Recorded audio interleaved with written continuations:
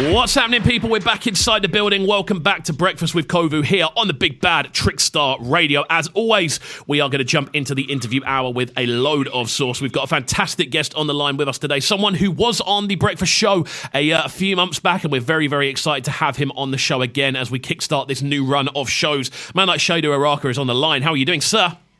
I'm very good, Carl. How are you doing, man? I'm great, mate. I'm great. It's great to have you on the line. I've been looking forward to getting into this conversation for a hot minute. Obviously, as I said earlier, you were on the show beforehand, and we had a bit of a discussion about new projects and things you were working on.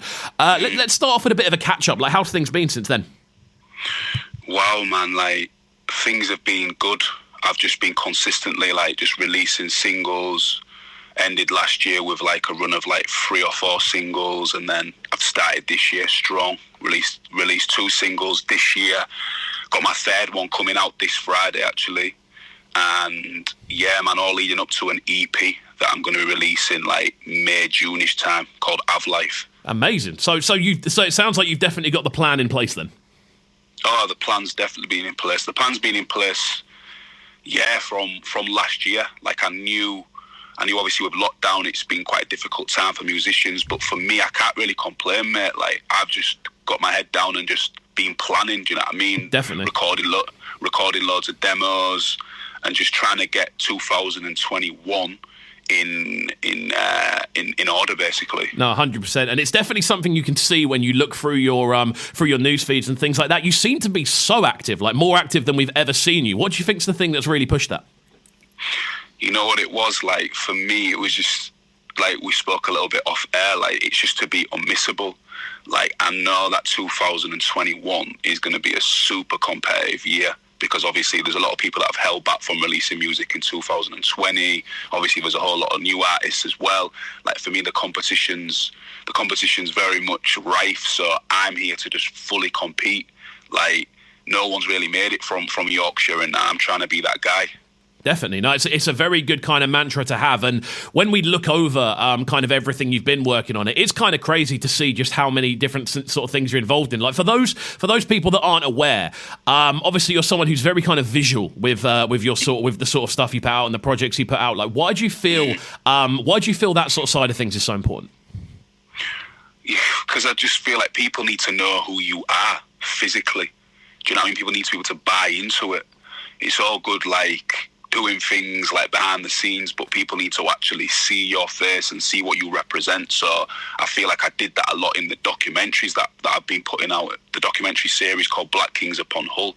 I think people need to see different sides of me as well.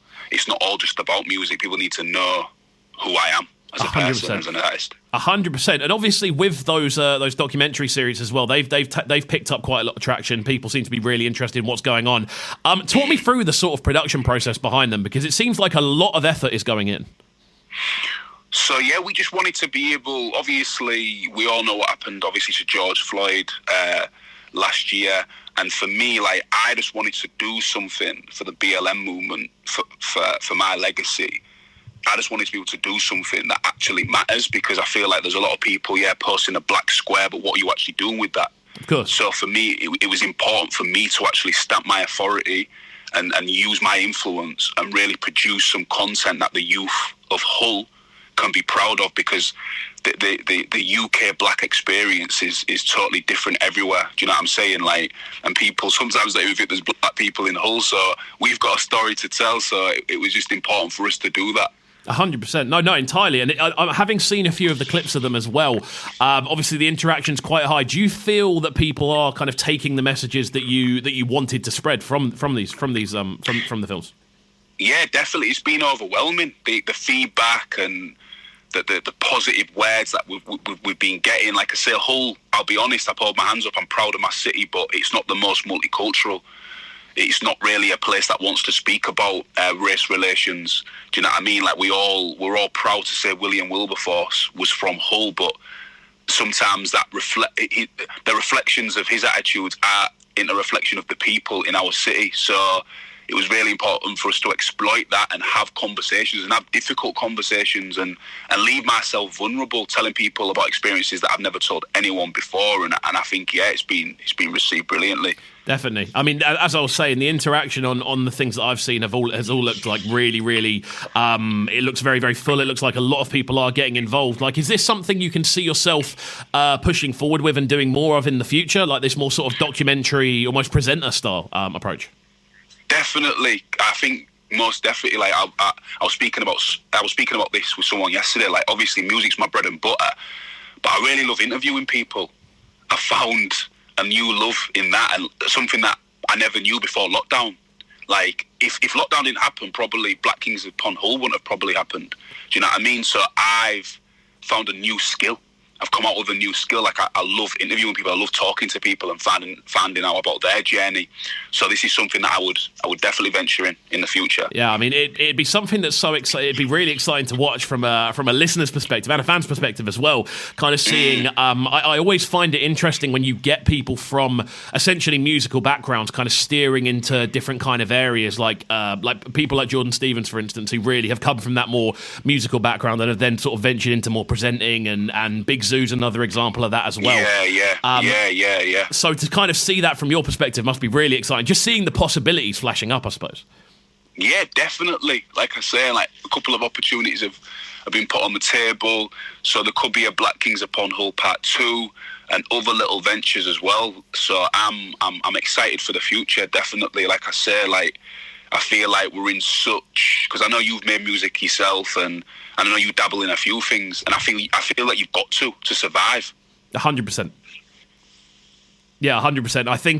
I think you can't, in this current, shall we say, accessible media climate. Like, everyone is now able to put content together. Anyone is able to pick up a phone and film something and throw it on, I don't know, something like a TikTok and turn it into like this beautifully edited piece of animation or whatever. Like, everyone can do it now, so you can't just stick to one field. And this is something I find myself talking to musicians a lot about, is this idea that, like, the idea that I just want to make music. It's not an idea anymore. It's not something that works. Yeah, definitely. You're so right. Definitely, and it's something that is really interesting to hear, especially looking at different people's opinions on it as well. And obviously, with yourself kind of delving into these different areas, have you found it's actually affected the productivity of your music? It probably has, but you know what I was speaking about earlier about planning and time management. Like, luckily, like I say, lockdown. Obviously, it's been annoying in terms of I haven't been able to perform live. But what it has enabled me to do is create loads of demos. So I've got enough music for this year, like, already there. So if I do want to venture into the interviewing world, the podcast world, I can do, because, and I can do it without neglecting my music, because everything's already in place. 100%. So I think it's all about time management. Setting some time aside, which we was luckily able to. Well, I won't say lucky, but the world did stop because of lockdown. So, and I understand there was definitely some artists that didn't use their time wisely. And I get why. Like, sometimes you just need to recharge the batteries. But for me, lockdown's been pretty positive, and it's enabled me to, like I say, like, create demos, and I've definitely got enough music for this year and probably the beginning of next. Entirely. And I feel this is the thing. We are going to slowly, as you mentioned earlier, we're going to start to see almost like a drip feed, I feel, of all of this content that people who have had access to studio spaces, whether that be at home or whether it be sending like stems out or things like that, we are going to start to see that real drip feed now of music. And as you said, it's going to be a very competitive year. And obviously, you are in the process of releasing music at the moment, and we've got a tune to run from you right about now. It goes by the name of Hallie Hansen 4. So talk to me about this tune, and also why number 4? So it's like a popular freestyle series that, like, my fans seem to love when I just spit, like, just hard bars, do you know what I mean? No chorus, just freestyle, like, just bars upon bars. And I just wanted to start the year with number 4, so people don't forget that Chiedu Oraka can spit bars. And this time, like, I just went on, like, a drill beat, which was produced by Blend Production and D's Kid. And like, I feel like it's probably the strongest one. Okay, cool. I mean, just a little mention on the production side of things. Like, when we were going through doing the promo for this show this morning, and I was going through, obviously you go through on the Insta and you look on music on Insta, there seems to be a lot of collaborations with D's Kid. Yeah, D's Kid's so I'm in a collective called Lockdown. Like, no pun intended. Like, Lockdown's been around for like over 10 years, basically. But yeah, D's Kid's like my right hand man. He's my hype man on stage. Obviously, I've collaborated with songs like Men Behaving Badly and Darcy, and he's just my in-house producer. I work with him all the time. I see him every day. I talk to him every day on the phone.